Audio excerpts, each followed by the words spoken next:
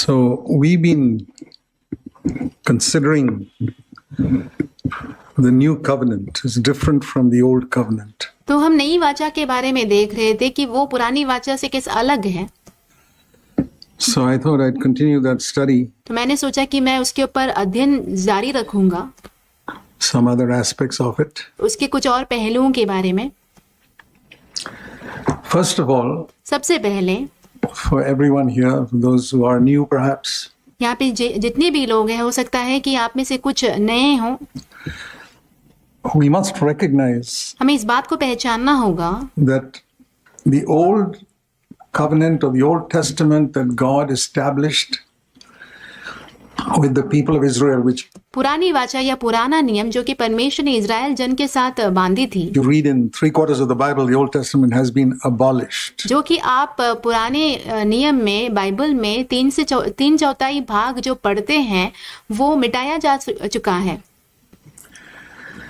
And we're not supposed to live in something it's abolished. It's written in the Old Testament as history. हमें ऐसी एक बात में जीना नहीं चाहिए जो कि मिटाया गया हो, वो पुराने नियम में लिखा गया है एक इतिहास के रूप में। It's like here in the United States, यहाँ पे अमेरिका में ये ऐसी बात है, there was a particular time when the British ruled United States before 1776. एक ऐसा समय था जब ब्रिटिश लोगों ने अमेरिका के ऊपर राज किया था 1776 साल पहले। And after that, America is an independent country, उसके बाद अमेरिका एक स्वतंत्र देश हो गया, like in India too. जैसे कि भारत में भी है। So nobody wants to go back to that old regime. तो कोई भी उस पुराने तौर तरीके में वापस नहीं जाना चाहता। We want to live in the freedom हम स्वतंत्रता में जीना चाहते हैं, of finishing with that. उसे खत्म करके। But when it comes to Christians, I find that most Christians I've met are still living in the old covenant. पर जब मसीहियों की बात आती है तो मैंने देखा है कि अधिकतर मसीहियों से जो मैं मिला हूँ वो अभी भी पुरानी वाचा में ही जी रहे हैं। And even many who talk about the new covenant are still actually living in the old covenant. यहाँ तक कि जो लोग नई वाचा के बारे में बात करते हैं वो तो वास्तविक रूप से पुरानी वाचा में ही जी रहे हैं। So God is a rewarder of those who diligently seek him. परमेश्वर एक पुरस्कार देने वाला है उन लोगों को जो सच में यत्न से उसकी खोज करते हैं। Jesus spoke about a widow प्रभु यीशु ने एक विधवा की बात बताई who wanted freedom from her neighbor who was oppressing her.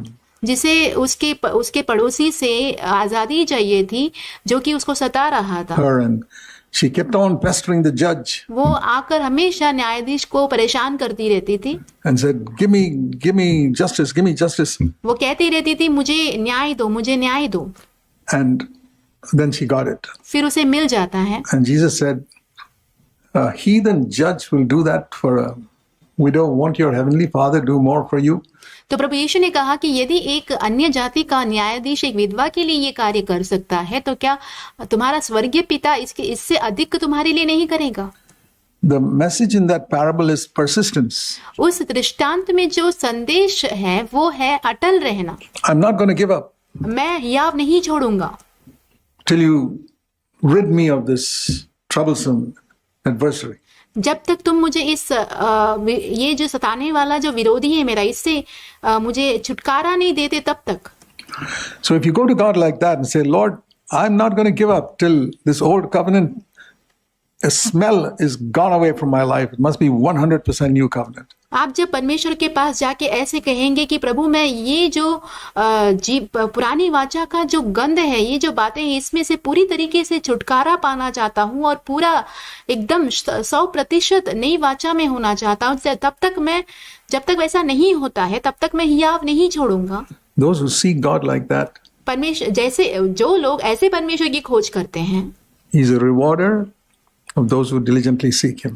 परमेश्वर ऐसे लोगों को पुरस्कार देने वाला है जो कि सच में यत्न से प्रभु की खोज करते हैं। So let me show you the verses in case you have not known it. We have looked at it before. तो मैं आपको वचन दिखाता हूँ, हो सकता है आप नहीं जानते हो, तो हमने ये जो वचन है इससे पहले भी देखा था। Hebrews chapter 8.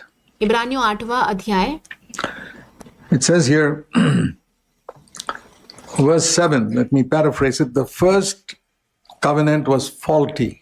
तो वाक्य 7 में कहा गया है, मैं उसकी व्याख्या करता हूँ, जो पहली वाचा थी उसमें कमी था।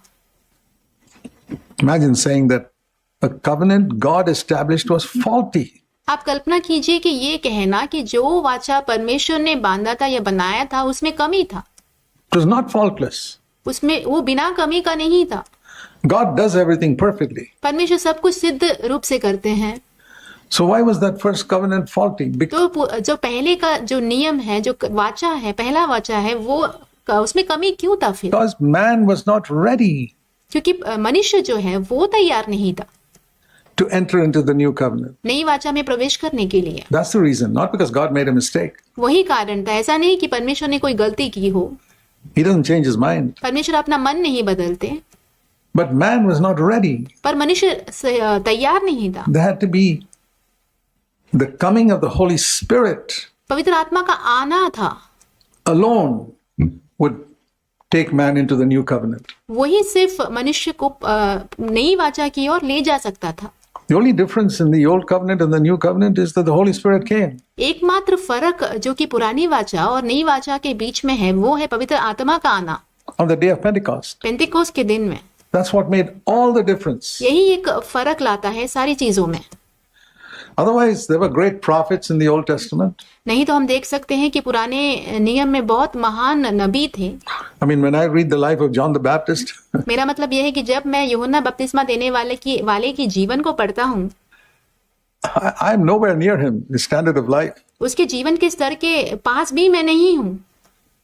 And a lot of other people like that in the Old Covenant, bold people like Elijah. और ऐसे ही बहुत सारे लोग जो कि पुराने नियम में हैं, जैसे कि साहसी मनुष्य एलिया था।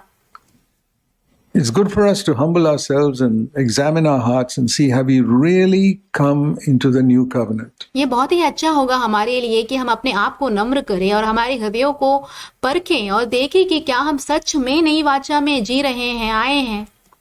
The old covenant is faulty, पुरानी वाचा जो थी उसमें कमी था, therefore God got rid of it. इसलिए परमेश्वर ने उसे मिटा दिया। And it also says in verse 13 of और भी लिखा हुआ है वाक्य 13 में, Hebrews 8, the first covenant has been obsolete. इब्रानियों 8 के 13 में लिखा गया है कि जो प्रथम वाचा था उसे वो जीर्ण हो गई थी, It's no longer valid. अभी वो मान्य नहीं रखता है। There are some laws that are made in a country which are cancelled. कुछ ऐसे नियम है जो कि कोई देश में बनाए गए थे जिसे रद्द किए गए हैं। And you can't live according to those laws उन नियमों के अनुसार अब आप नहीं जी सकते हैं, anymore. अभी और आप नहीं जी सकते हैं वैसा। So it's very important for every one of us to understand the ये इसलिए हम सबके लिए इस बात को समझना बहुत ही महत्वपूर्ण है old covenant has been cancelled. कि पुरानी वाचा जो है वो रद्द हो चुकी है। So don't go to the Old Testament. The Old Testament is good history. इसलिए जो पुरानी वाचा हम देखते हैं कि वो अच्छी एक इतिहास पुस्तक है, But don't live according to that standard. पर उसके स्तर के अनुसार का जीवन ना जिए। It's not God's standard. वो परमेश्वर का स्तर नहीं है। And Matthew chapter 5, 6, and 7 और मत्ती सुसमाचार 5, 6 और 7 are perhaps the clearest three chapters that explain what the new covenant is all about. तो ये स्पष्ट 3 ऐसे अध्याय है जो कि नई वाचा के बारे में स्पष्ट रूप से हमें बताता है। And this is how Jesus introduced it. तो यीशु मसीह ने जो है इसका पहचान इस तरीके से करवाया है शुरुआत से।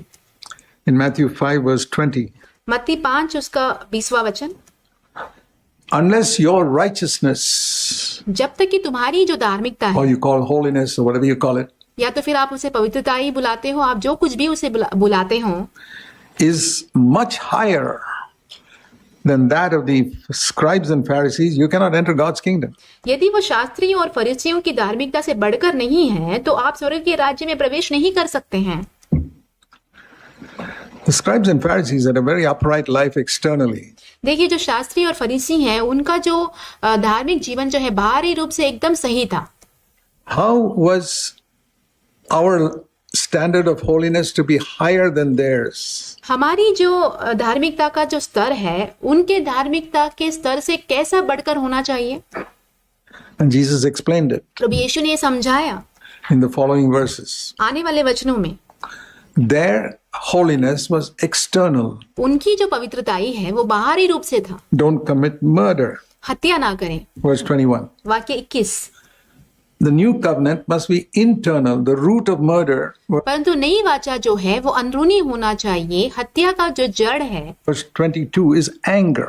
जो कि वाक्य 22 में है, वो है क्रोध।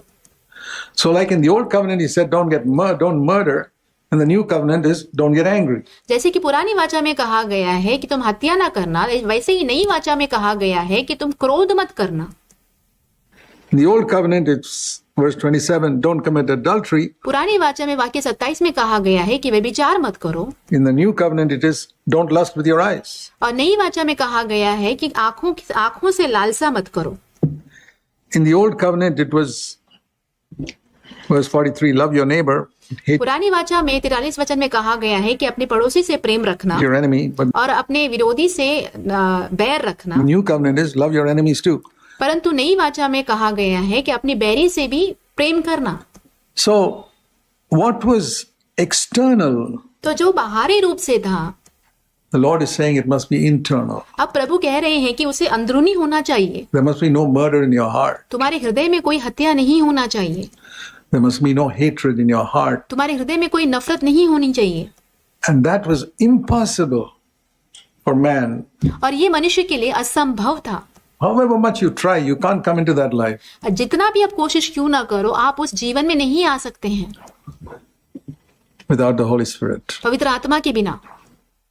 The Holy Spirit comes in. जब पवित्र आत्मा भीतर आता है, He alone can make us holy. सिर्फ वही हमें पवित्र बना सकता है।